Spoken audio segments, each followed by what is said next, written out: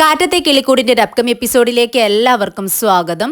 സുഭാഷേട്ടൻ്റെ വിവാഹം മുടങ്ങിയതിൻ്റെ സങ്കടത്തിലും പെൺവീട്ടുകാരുടെ അടുത്ത് ചെന്ന് അപമാനിതരായി തിരിച്ചു പോകുന്നതിൻ്റെ വിഷമത്തിലും ദേഷ്യത്തിലും ഒക്കെ സുഭാഷേട്ടനെ കുറ്റപ്പെടുത്തിക്കൊണ്ടിരിക്കുകയാണ് നമ്മുടെ സുധീഷും ഹരീഷും. ഇനി മേലാൽ സുഭാഷേട്ടൻ്റെ വിവാഹകാര്യത്തിൽ സ്വന്തമായി ഒരു അഭിപ്രായം എടുക്കരുത്, ഇനി ഞങ്ങൾ നോക്കിക്കൊള്ളാം എന്ന് രണ്ടുപേരും തറപ്പിച്ച് പറയുന്നുണ്ട്. സുഭാഷേട്ടന് കിച്ചണിൽ ജോലി ചെയ്യാനും പുറത്തു പോയി ജോലി ചെയ്യാനുമുള്ള കഴിവ് മാത്രമേ ഉള്ളൂ, ബാക്കിയുള്ള കാര്യങ്ങൾക്കൊന്നും തന്നെ ഒരു ഉഷാറുമില്ല. ഇങ്ങനെ ആയിത്തീർന്നാൽ എന്താ ചെയ്യുക സുഭാഷേട്ട എന്നിങ്ങനെ സുധീഷ് ചോദിക്കുകയാണ്.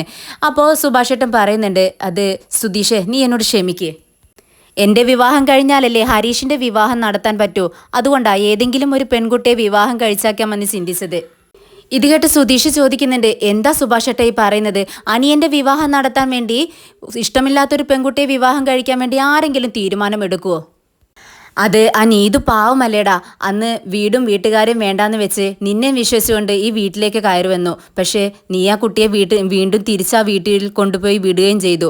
ആ കുട്ടി എത്ര സന്തോഷത്തോടെയാ അന്ന് ഇങ്ങോട്ടേക്ക് വന്നത്. എന്തായാലും നീ അവളെ വിവാഹം കഴിച്ച് വീട്ടിൽ താമസിപ്പിക്കാതിരുന്നത് ഞാൻ വിവാഹം കഴിച്ചിട്ടില്ല എന്നുള്ള ഒരു കാരണത്താലല്ലേ. അതറിഞ്ഞപ്പോഴാ ഞാൻ ഇങ്ങനെയൊരു തീരുമാനമെടുത്തത്. ഇത് കേട്ടപ്പോൾ നമ്മുടെ ഹരീഷ് ചോദിക്കുന്നുണ്ട്, എന്താ സുഭാഷേട്ടൻ പറഞ്ഞത്? എന്താ നീതു ചേട്ടനെ കണ്ടിരുന്നോ? എന്താ പറഞ്ഞത്? ഇത് കേട്ട് സുഭാഷേട്ടൻ പറയുന്നുണ്ട്, ഇല്ല ഹരീഷേ, എന്നോടൊന്നും പറഞ്ഞില്ല. ആ കുട്ടി കുറച്ച് വിഷമത്തോടെ നീ പറഞ്ഞ കാര്യങ്ങളെല്ലാം എന്നോട് പറഞ്ഞു. ഏട്ടൻ്റെ വിവാഹം കഴിഞ്ഞതിന് ശേഷം മാത്രമേ നീ വിവാഹം കഴിക്കൂ എന്ന് ആ കുട്ടിയോട് പറഞ്ഞോ നീ? അതെന്നോട് പറഞ്ഞേ ഉള്ളൂ. അതിനുശേഷം ഞാൻ ഇങ്ങനെ പെട്ടെന്ന് ഏതെങ്കിലും ഒരു പെൺകുട്ടിയെ വിവാഹം കഴിച്ചേക്കാമെന്ന് തീരുമാനിച്ചു, അത്രയേ ഉള്ളൂ. ഇത് കേട്ട് നമ്മുടെ സുധീഷിന് ദേഷ്യം വരികയാണ്. സുഭാഷേട്ട മേലാൽ ഇങ്ങനെ ഒരു തീരുമാനം എടുത്തു പോകരുത്. സുഭാഷേട്ടൻ്റെ വിവാഹ കാര്യത്തിൽ ഇനി ഞങ്ങൾ എന്ത് ചെയ്യണമെന്ന് തീരുമാനിച്ചോളാം എന്ന് പറയുവാണ്. അപ്പോഴേക്കും ബായി അങ്ങോട്ടേക്ക് വരുന്നുണ്ട്. ബായി പറയുന്നുണ്ട്, എന്തായാലും സുഭാഷേട്ടൻ വരൂ, നമുക്ക് പുറത്തേക്കൊന്ന് പോവാം, അപ്പോൾ ഒന്ന് റിലാക്സ് ആവുമെന്ന് പറയുകയാണ്. അപ്പോൾ നീതി പറയുന്നുണ്ട്, അത് ശരിയാണ്, ഇവിടെ ഇരുന്നാലേ ഇവരുടെ വായിലിരിക്കുന്നതൊക്കെ വീണ്ടും കേൾക്കേണ്ടി വരും. അപ്പോൾ സുഭാഷേട്ടൻ വീണ്ടും ടെൻഷൻ ആവുകയും ചെയ്യും. എന്തായാലും പുറത്ത് പോയി ഒന്ന് കറങ്ങി വരുമ്പോഴേക്കും എല്ലാം ശരിയാവുമെന്ന് പറയുന്നുണ്ട്. അങ്ങനെ സുഭാഷേട്ടനെയും കൂട്ടിക്കൊണ്ട് നമ്മുടെ ബായ് പുറത്തേക്ക് ഇറങ്ങുമ്പോൾ സുധീഷ് ചോദിക്കുന്നുണ്ട്, അല്ല ഫോണൊക്കെ ഓണയില്ലേ? എന്തായാലും രണ്ടുപേരും ഒരു ചായയൊക്കെ കുടിച്ച് ഇങ്ങോട്ടേക്ക് തന്നെ വന്നേക്ക്, സുഭാഷേട്ടനെ തനിച്ച് എവിടെയും വിടരുത് എന്ന് പറയുകയാണ്. അത് ഞാൻ നോക്കിക്കോളാം എന്ന് ബായും പറയുന്നുണ്ട്. എന്നാൽ നീതു കാരണമാണ് നമ്മുടെ സുഭാഷേട്ടൻ ഇങ്ങനൊരു പൊട്ട തീരുമാനത്തിലേക്ക് പോയത് എന്നറിഞ്ഞതും ഹരീഷിന് അത് സഹിക്കാൻ കഴിയുന്നില്ല. ഹരീഷ് വളരെ ദേഷ്യത്തോടു കൂടി റൂമിലേക്ക് കയറി പോകുന്നുണ്ട്. രാത്രിയായതും ഹരീഷ് വളരെ ദേഷ്യത്തോടെ നീതുവിൻ്റെ കാണാനായിട്ട് പോകുന്നുണ്ട്. നീതുവിൻ്റെ വീടിൻ്റെ മുന്നിലെത്തിയതും നമ്മുടെ ഹരീഷ് ഫോൺ എടുത്ത് വിളിക്കുകയാണ്. ഹരീഷിൻ്റെ കോള് കണ്ടതും നീതു വളരെ സന്തോഷത്തോടെ ഫോൺ അറ്റൻഡ് ചെയ്തതും ഹരീഷ്, ദേ നീതു, ഞാൻ നിൻ്റെ വീടിൻ്റെ മുന്നിൽ തന്നെയുണ്ട്, പെട്ടെന്ന് ഇങ്ങോട്ടേക്ക് ഇറങ്ങി വാ എന്ന് പറയുകയാണ്. അപ്പോൾ വളരെ സന്തോഷത്തോടെ നീതു ചോദിക്കുന്നുണ്ട്, അതെന്താ ഹരീഷേ, നമ്മളിപ്പോൾ വൈകിട്ട് കണ്ടതല്ലേ ഉള്ളൂ, എന്താ നിനക്ക് ഒരു നിമിഷം പോലും എന്നെ കാണാതിരിക്കാൻ പറ്റുന്നില്ലേ, എന്താ കാര്യമെന്ന് ചോദിക്കുകയാണ്. എന്നാൽ ഹരീഷിന് ഒന്നും പറയാൻ കഴിയുന്നില്ല ദേഷ്യം കൊണ്ട്. നിന്നോട് ഞാൻ മര്യാദയ്ക്ക് ഇങ്ങോട്ടേക്ക് ഇറങ്ങി വരാനാ പറഞ്ഞത്, ഇങ്ങോട്ട് ഇറങ്ങി വാടി എന്ന് പറയുകയാണ്. അപ്പോൾ നീതു പറയുന്നുണ്ട്, ദേ ഇവിടെ ചേട്ടനും അമ്മയൊക്കെ ഉണ്ട്, അവരോട് ദേഷ്യപ്പെട്ട് വഴക്കിട്ട് ഞാൻ ഇങ്ങ് റൂമിലേക്ക് കയറി വന്നതേ ഉള്ളൂ. ഇനി അവരോട് എന്തെങ്കിലുമൊക്കെ പറഞ്ഞ് സമാധാനിപ്പിച്ചിട്ട് വേണം എനിക്ക് പുറത്തേക്ക് ഇറങ്ങി വരാൻ. ശരി, ഞാൻ ഇപ്പോൾ വരാമെന്നും പറഞ്ഞുകൊണ്ട് കോള് കട്ട് ചെയ്യാണ്. നീതു പെട്ടെന്ന് തന്നെ റൂമിൽ നിന്നും പുറത്തിറങ്ങുന്നുണ്ട്. പുറത്തേക്കുള്ള ഡോറ് തുറക്കുന്നത് കണ്ട് അമ്മ ചോദിക്കുന്നുണ്ട്, അല്ല നീ ഈ നേരത്തെ എങ്ങോട്ടേക്കാ, സമയം ഇത്രയായില്ലേ എന്ന് ചോദിക്കുമ്പോൾ, നിൽക്കാമേ ഞാൻ ഇപ്പോൾ വന്നോളാം എന്നും പറഞ്ഞുകൊണ്ട് പുറത്തേക്ക് ഇറങ്ങുകയാണ്. ഇത് ചേട്ടൻ ഒട്ടും ഇഷ്ടപ്പെടുന്നില്ല. ചേട്ടൻ അമ്മയോട് ചോദിക്കുന്നുണ്ട്, അല്ല എന്താ അമ്മേ, നിങ്ങളൊരമ്മ തന്നെയാണോ? മകൾ ഈ നേരത്ത് പുറത്തിറങ്ങുന്ന സമയത്ത് എങ്ങോട്ടാ പോകുന്നത് എന്ന് നോക്കുന്നത് പോലും ഇല്ലല്ലോ, നിങ്ങൾ കിച്ചണിൽ എന്തായി ചെയ്തുകൊണ്ടിരിക്കുന്നത് എന്ന് ചോദിക്കുമ്പോൾ അമ്മ വന്ന് പുറത്തേക്ക് നോക്കുവാണ്. അപ്പോഴാണ് അവർ ആ കാഴ്ച കാണുന്നത്. നമ്മുടെ ഹരീഷ് തൊട്ടുമ്മറത്ത് തന്നെ ബൈക്കിന് അരികിലായിട്ട് നിൽക്കുവാണ്. അപ്പോൾ ഈ ചേട്ടനും അമ്മയ്ക്കും ദേഷ്യം വരുവാണ്. കണ്ടില്ലേ നിങ്ങളുടെ മകളെ, ആ ഹരീഷിനെ, ആ പെറുക്കിനെ കാണാൻ വേണ്ടിയിട്ട് പുറത്തേക്ക് ഇറങ്ങിയിരിക്കുന്നത്, ഇതിൽ നിങ്ങൾക്കൊന്നും പറയാനില്ലേ എന്ന് ചോദിക്കുമ്പോൾ അമ്മ പറയുന്നുണ്ട്, ഞാൻ എന്ത് പറയാനാടാ, എൻ്റെ ഒരു വിധി, അവൾ എന്ത് പറഞ്ഞാലും അനുസരിക്കില്ല, അവൾ ഏതുവരെ പോകുമെന്ന് നമുക്ക് കാണാമല്ലോ, എന്തായാലും അവർ തമ്മിൽ പിണക്കാണെന്നല്ല നീ പറഞ്ഞത്, നോക്കാമെന്നും പറഞ്ഞുകൊണ്ട് അമ്മ കിച്ചണിലേക്ക് തന്നെ പോകുന്നുണ്ട്. നീതു പെട്ടെന്ന് തന്നെ ഹരീഷിൻ്റെ അടുത്തേക്ക് ചെല്ലുന്നുണ്ട്. നീതുവിനെ കണ്ടതും ഹരീഷ് ചോദിക്കുന്നുണ്ട്, അല്ല നീ എൻ്റെ ചേട്ടനെ കണ്ടിട്ടുണ്ടായിരുന്നോ? അതെന്താ നീ അങ്ങനെ ചോദിക്കുന്നത്? നീ ദേഷ്യത്തിലാണോ? ഇന്നുകൂടി ഞാൻ ചേട്ടനെ കണ്ടതല്ലേ ഉള്ളൂ. അപ്പോൾ ഹരീഷ് പറയുന്നുണ്ട്, ഞാൻ കൊല്ലാനുള്ള ദേഷ്യത്തിലാണ് നിൽക്കുന്നത്. ഞാൻ ചോദിച്ചതിനുള്ള ഉത്തരം പറ. ഇന്ന് കണ്ടോ എന്നല്ല ഞാൻ ചോദിച്ചത്. ഇതിനു മുൻപ് നീ ചേട്ടനെ കണ്ടിട്ടുണ്ടായിരുന്നോ? എനിക്ക് ഒന്നും മനസ്സിലായില്ല ഹരീഷേ എന്ന് കുറച്ച് മടിയോടുകൂടി നീതു ചോദിക്കുകയാണ്. അപ്പോൾ ഹരീഷ് പറയുന്നുണ്ട്, ഇതിനു മുൻപ് നീ ചേട്ടനെ കണ്ട് സംസാരിച്ചിരുന്നോ? നമ്മളുടെ വിവാഹം നടക്കണമെങ്കിൽ ചേട്ടൻ വിവാഹം കഴിച്ചാൽ മാത്രമേ സാധിക്കൂ എന്ന് നീ ചേട്ടനോട് പറഞ്ഞിട്ടുണ്ടായിരുന്നോ എന്ന് ചോദിക്കുകയാണ് ഹരീഷ്. മടിയോടുകൂടി അത് എന്നിങ്ങനെ പറഞ്ഞുകൊണ്ടിരിക്കുകയാണ് നീതു. അപ്പോൾ ദേഷ്യത്തോടെ വീണ്ടും ഹരീഷ് ചോദിക്കുന്നുണ്ട്, സത്യം പറ, നീ ചേട്ടനോട് അങ്ങനെയൊക്കെ സംസാരിച്ചോ? അപ്പോൾ നീതു പറയുന്നുണ്ട്, അതെ, ഞാൻ പറഞ്ഞു ചേട്ടനോട്. എന്തിനാ നീ അങ്ങനെ പറഞ്ഞതെന്ന് വീണ്ടും ഹരീഷ് ചോദിക്കുന്നുണ്ട്. അത് ഹരീഷ്, നീ തന്നെയല്ലേ എന്നോട് പറഞ്ഞത് ചേട്ടൻ്റെ വിവാഹം കഴിഞ്ഞതിന് ശേഷം മാത്രമേ നീ എൻ്റെ കഴുത്തിൽ താലി കെട്ടൂ എന്ന്? ഇതും ചിന്തിച്ചുകൊണ്ട് നടന്ന് എനിക്ക് ഭ്രാന്ത് പിടിക്കുന്നത് പോലെയായി. ആ സമയത്താണ് റോഡിലൂടെ നടന്നു പോകുന്ന സമയത്ത് സുഭാഷ് ഏട്ടനെ കണ്ടത്. അപ്പോൾ ഞാൻ അദ്ദേഹത്തോട് പറഞ്ഞു, നിങ്ങളൊരു പെട്ടെന്ന് തന്നെ ഒരു വിവാഹം കഴിക്കുക, അതാണ് നിങ്ങൾക്കും നല്ലത് ഞങ്ങൾക്കും നല്ലത് എന്ന് പറഞ്ഞു. അതിൽ വല്ല തെറ്റുമുണ്ടോ ഹരീഷ് എന്ന് ചോദിക്കുകയാണ്. ഇത് കേട്ട് ഹരീഷിന് ദേഷ്യം വരുന്നുണ്ട്. നിനക്ക് അങ്ങനെ വിവാഹം കഴിക്കാൻ തിടുക്കപ്പെട്ട് നിൽക്കുകയാണെങ്കിൽ നീ വേറെ ആരെങ്കിലും വിവാഹം കഴിക്കുക, അല്ലാതെ എൻ്റെ ചേട്ടൻ്റെ ജീവിതം നശിപ്പിക്കരുത്. ഇത് കേട്ട് നീതി ചോദിക്കുന്നുണ്ട്, എന്ത്, നിങ്ങളുടെ ചേട്ടൻ്റെ ജീവിതം ഞാൻ നശിപ്പിച്ചു എന്നോ? എനിക്കൊന്നും മനസ്സിലായില്ല. നീ അന്നങ്ങനെ പറഞ്ഞതുകൊണ്ടാണ് ചേട്ടൻ മോശമായൊരു കുടുംബത്തിൽ നിന്നും പെണ്ണ് കെട്ടാൻ തീരുമാനിച്ചത്. ഇന്ന് നടന്ന സംഭവങ്ങളൊക്കെ നിനക്ക് ഓർമ്മയില്ലേ? ഞങ്ങളുടെ ചേട്ടൻ്റെ സ്വഭാവം ഞങ്ങൾക്ക് അറിയാവുന്നതാണ്. നീ അന്ന് അങ്ങനെ പറഞ്ഞതുകൊണ്ടാണ് ഇത്രയും തെറ്റായൊരു തീരുമാനം ഞങ്ങളുടെ ചേട്ടനെ എടുക്കേണ്ടി വന്നത്. എൻ്റെ ചേട്ടനെ വിവാഹം കഴിപ്പിക്കാൻ നീ ആരാ? വളരെ ദേഷ്യത്തോടെയാണ് ഹരീഷ് ചോദിക്കുന്നത്. ഇത് കണ്ട് നീതു ചുറ്റുപാടും നോക്കുന്നുണ്ട്. പെട്ടെന്ന് ഹരീഷ് പറയുന്നുണ്ട്, ദേ, നിന്നോട് ഞാൻ ചോദിക്കുന്നത് കേട്ടില്ലേ, മറുപടി പറ. ഹരീഷ് പ്ലീസ്, ഇത്രയും ദേഷ്യപ്പെടല്ലേ, എനിക്കാകെ നാണക്കേടാവുന്നു എന്ന് നീതു പറയുന്നുണ്ട്. ദേഷ്യപ്പെടരുതെന്നോ? നീ പറഞ്ഞ കാര്യം ആലോചിക്കുമ്പോൾ എനിക്ക് അടിമുടി വിറയലാണ് വരുന്നത്. അന്ന് നീ സെൽഫിഷാണെന്ന് പറഞ്ഞപ്പോൾ നീ എന്നോട് ദേഷ്യപ്പെട്ടു, പിണങ്ങി നടന്നു. ഇപ്പോൾ ഞാൻ പറയുന്നു, നീ ഒറിജിനൽ ഒരു സെൽഫിഷ് തന്നെയാണ്. ഇത് കേട്ട് നീതുവിനും ദേഷ്യം വരുവാണ്. നീ എന്താ പറഞ്ഞത്? ഞാൻ സെൽഫിഷാണെന്നോ? അങ്ങനെ പറയല്ലേ ഹരീഷ്, എനിക്കത് ഇഷ്ടമല്ല. എൻ്റെ സിറ്റുവേഷൻ നിനക്ക് മനസ്സിലാവാത്തതുകൊണ്ടാണ് നീ ഇങ്ങനെയൊക്കെ സംസാരിക്കുന്നത്. നിന്റെ സിറ്റുവേഷൻ എനിക്ക് അറിയില്ലെന്നോ? അതൊക്കെ എനിക്ക് നന്നായിട്ട് അറിയാം. നിന്റെ ചേട്ടനും അമ്മയും അച്ഛനും ഒക്കെ വഴക്ക് പറഞ്ഞിട്ടും നീ എന്തിനാ എന്നെ കാണാനായിട്ട് അങ്ങോട്ടേക്ക് വരുന്നത്? നിന്റെ ആട്ടത്തിന് തുള്ളാൻ എന്നെ കിട്ടില്ല നീതു. അന്ന് നീ നിന്റെ വീട് വിട്ട് വന്നപ്പോൾ ചേട്ടൻ കയക്കാതിരിക്കാൻ വേണ്ടിയാണ് നിന്നെയും കൂട്ടി പോയി പുറത്തു നിന്നും ഞാൻ നിന്നോട് സംസാരിച്ചത്. ചേട്ടൻ്റെ വിവാഹം കഴിഞ്ഞ് മാത്രമേ ഞാൻ നിന്നെ വിവാഹം കഴിക്കൂ എന്ന് നിന്നോട് പറഞ്ഞതാണ്. പിന്നെ നീ എന്തിനാ എൻ്റെ ചേട്ടനോട് ഇങ്ങനെയൊക്കെ സംസാരിക്കാൻ നിന്നത്? എന്തായാലും ഞങ്ങളുടെ ചേട്ടനെ വിഷമിപ്പിക്കാൻ ഞങ്ങൾക്ക് സാധിക്കില്ല. നിന്റെ വീട്ടിൽ നിനക്ക് വല്ല പ്രശ്നമുണ്ടെങ്കിൽ നിന്നെ ഞാനൊരു ഹോസ്റ്റലിൽ കൊണ്ട് താമസിപ്പിച്ച് നോക്കാമെന്ന് പറഞ്ഞില്ലേ? അപ്പോൾ നിനക്കതും പറ്റില്ല. പിന്നെ നിന്നെ എപ്പോൾ വിവാഹം കഴിക്കാൻ പറ്റുമെന്ന് എനിക്ക് തോന്നുന്നോ അപ്പോൾ മാത്രമേ ഞാൻ വിവാഹം കഴിക്കത്തുള്ളൂ. അതിന് പറ്റില്ല എന്നുണ്ടെങ്കിൽ നീ നിന്റെ പണി നോക്കിപ്പോ എന്നും പറഞ്ഞുകൊണ്ട് നീതുവിനെ അപ്പുറത്തേക്കൊന്ന് തള്ളിക്കൊണ്ട് ഹരീഷ് ബൈക്കിൽ കയറി വീട്ടിലേക്ക് പോകുന്നുണ്ട്. ഹരീഷ് ഇങ്ങനെയൊക്കെ പറയുന്നത് കേട്ട് നീതുവിന് വളരെ വിഷമം തോന്നുന്നുണ്ട്. അവൾ നിന്ന് കരയുവാണ്. ഇതൊക്കെ കണ്ടുകൊണ്ട് അവളുടെ ചേട്ടൻ അമ്മയോട് പറയുന്നുണ്ട്, അമ്മേ കണ്ടില്ലേ, നിങ്ങളുടെ മകൾ മിണ്ടാതെ നിൽക്കുന്നത് കണ്ടില്ലേ? അവളെ എന്തൊക്കെ പറഞ്ഞിട്ടാണ് മോശപ്പെടുത്തി സംസാരിച്ചിട്ടാണ് അവിടെ നിന്ന് ഇറങ്ങിപ്പോയത്. എന്നിട്ട് നിങ്ങളുടെ മകൾ എന്തെങ്കിലും ഒന്ന് പറഞ്ഞോ? ഇല്ല. നമ്മളെന്തെങ്കിലും മുണ്ടുമ്പോഴേക്കും നിങ്ങളുടെ മകൾ തർക്കുത്തരം കൊണ്ട് വരും. എന്തായാലും ഇങ്ങോട്ട് വരട്ടെ, ഞാൻ അവൾക്കുള്ളത് കൊടുക്കുന്നുണ്ട് എന്നും പറഞ്ഞുകൊണ്ട് നിൽക്കുന്ന സമയത്താണ് നീതു അങ്ങോട്ടേക്ക് കയറി വരുന്നത്. നീതുവിനെ കണ്ടതും ചേട്ടൻ കളിയാക്കി സംസാരിക്കുകയാണ്. അമ്മയോട് പറയുന്നുണ്ട്, അമ്മേ, അവൻ ഇവളെ ഇട്ടേച്ചു പോയി, ഇനി മേലല്ല അവനെ കാണാൻ ചെല്ലരുതെന്നും പറഞ്ഞു. എന്നിട്ടും അവൾ ഒന്നും മിണ്ടാതെ നിന്നു.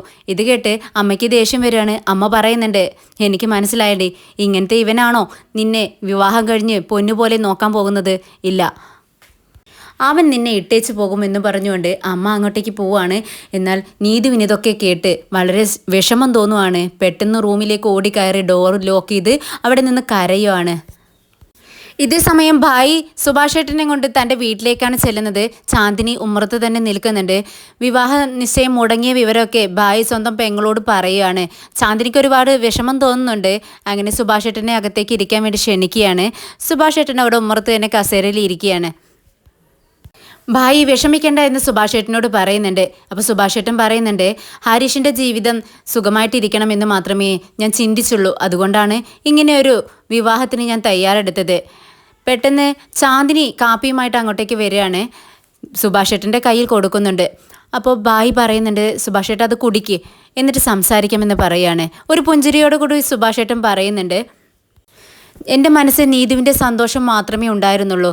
പക്ഷേ ഈ വിവാഹ നിശ്ചയം നടക്കാതിരുന്നപ്പോൾ അവളുടെ വിഷമം ഞാൻ ആ മുഖത്ത് കണ്ടു. പക്ഷേ ഈ വിവാഹം വേണ്ട എന്ന് എന്നോട് എല്ലാവരും ഒരുമിച്ച് പറഞ്ഞതാണ്. ഞാൻ സമ്മതിക്കാതിരുന്നു.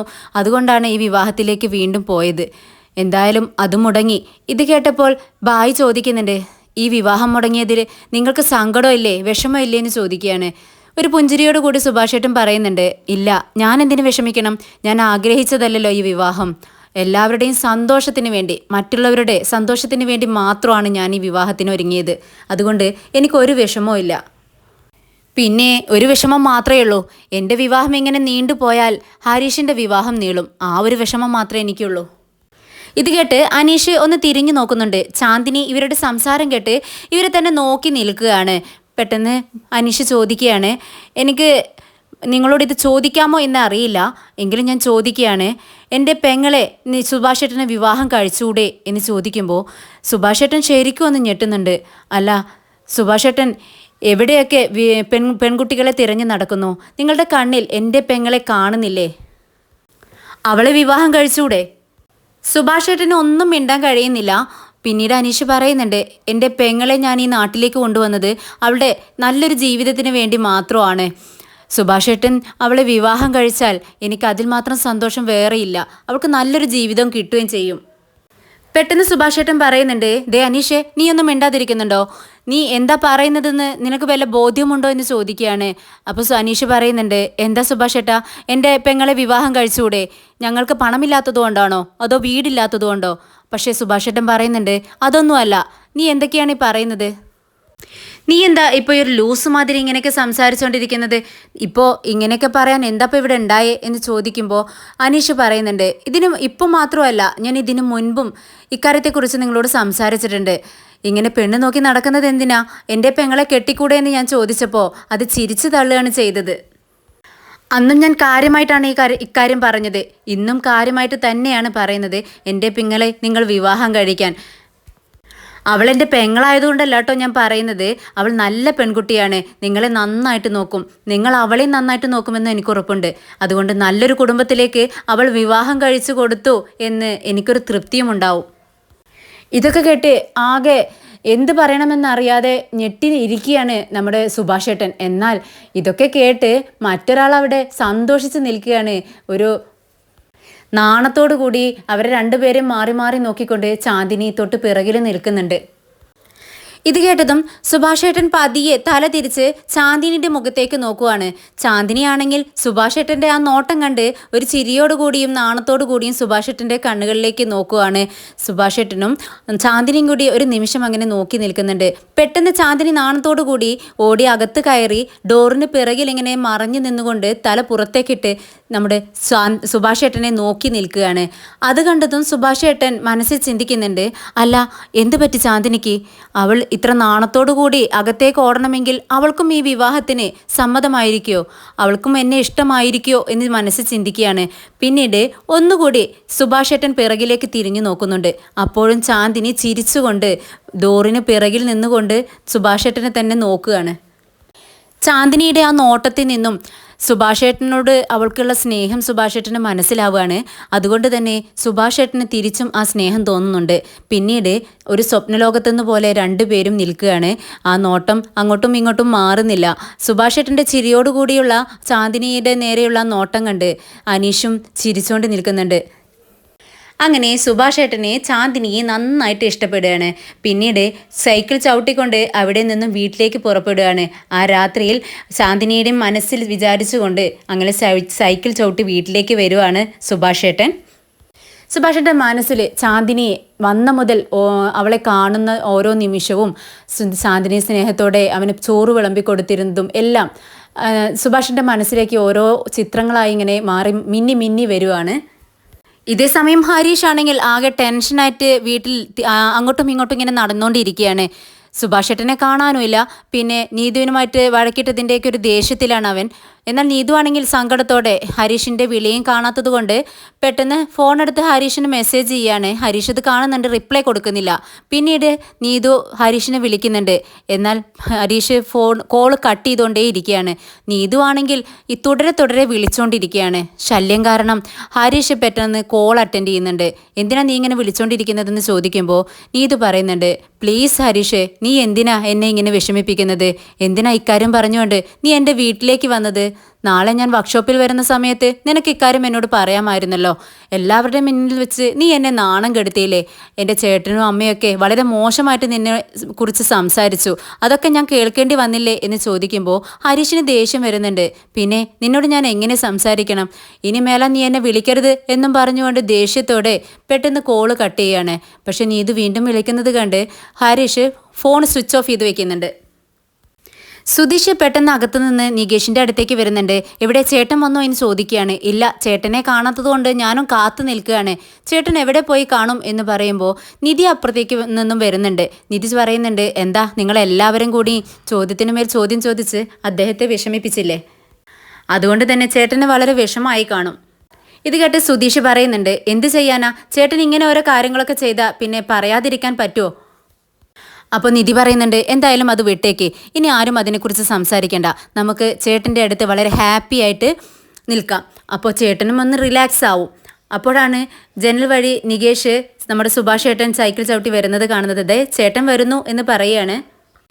എന്നാൽ സുഭാഷ് ചേട്ടൻ ചിരിച്ചുകൊണ്ട് വരുന്നത് കണ്ട് സുധീഷിന് വിശ്വസിക്കാൻ കഴിയുന്നില്ല. ദേ കണ്ടോ, നമ്മുടെ സുഭാഷ് ചേട്ടൻ ചിരിച്ചുകൊണ്ടാണ് വരുന്നത്. ഇവിടെ നിന്നും ഇറങ്ങിപ്പോയ ആളെയല്ല, ആളാകെ മാറി എന്ന് പറയാണ്.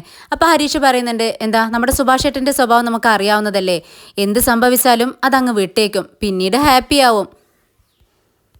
എല്ലാവരും കൂടി നിൽക്കുന്നത് കണ്ട് സുഭാഷ് ചേട്ടൻ ചോദിക്കുന്നുണ്ട്, നിങ്ങളെല്ലാവരും സംസാരിച്ചുകൊണ്ടിരിക്കുകയാണോ എന്നും ചോദിച്ചുകൊണ്ട് സുഭാഷ് ചേട്ടൻ അവിടെ ചെയറിലിരിക്കുകയാണ്.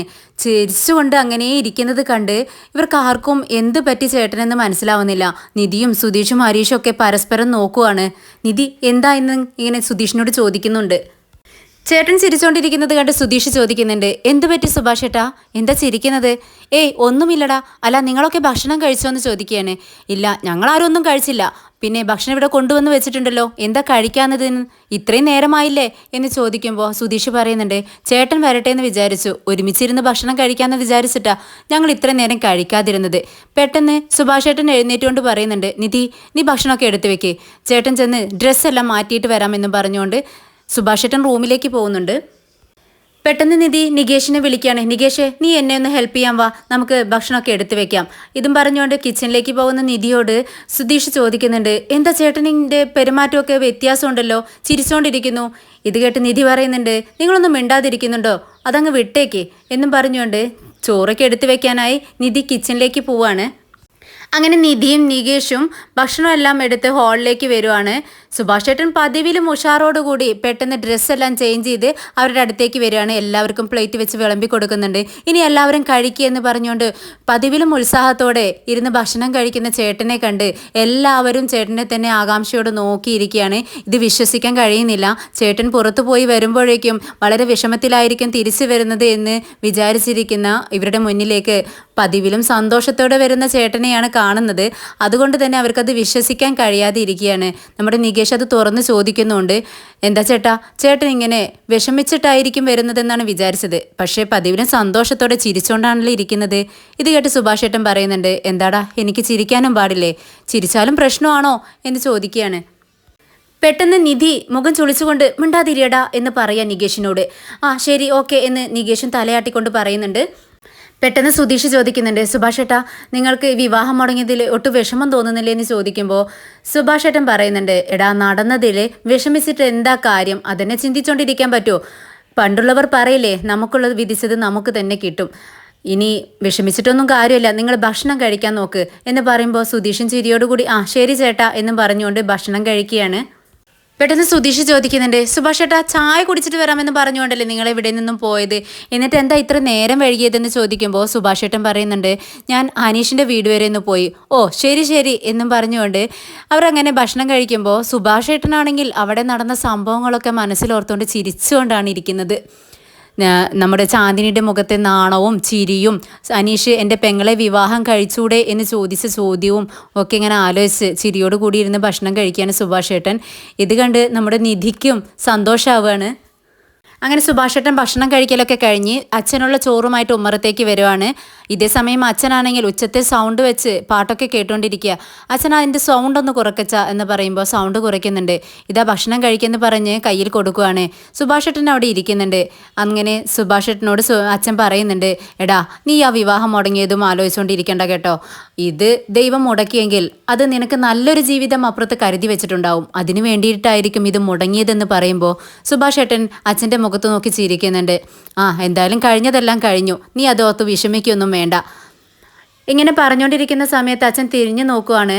തിരിഞ്ഞു നോക്കുന്ന സമയത്ത് അദ്ദേഹം സുഭാഷ് ഏട്ടൻ ചിരിച്ചിരിക്കുന്നത് കണ്ട് അച്ഛൻ ആകെ ടെൻഷനാവുകയാണ്. അല്ല ഇവനെന്താ ഇങ്ങനെ ചിരിക്കുന്നത്? വിഷമിച്ച് ഇവന് ഭ്രാന്തായോ? എടാ സുഭാഷേ, നിന്റെ അനിയന്മാരോട് പറഞ്ഞ് നിന്നെ ഹോസ്പിറ്റലിൽ എങ്ങാനും കാണിക്കണോ എന്ന് അച്ഛൻ ചോദിക്കുകയാണ്. അപ്പോൾ ഉച്ചത്തിലൊന്ന് ചിരിക്കുന്നുണ്ട് സുഭാഷ് ഏട്ടൻ. അത് കണ്ട് അച്ഛൻ മനസ്സിൽ പറയുന്നുണ്ട്, ഇവന് ശരിക്കും ഭ്രാന്തായെന്നാണ് തോന്നുന്നത്.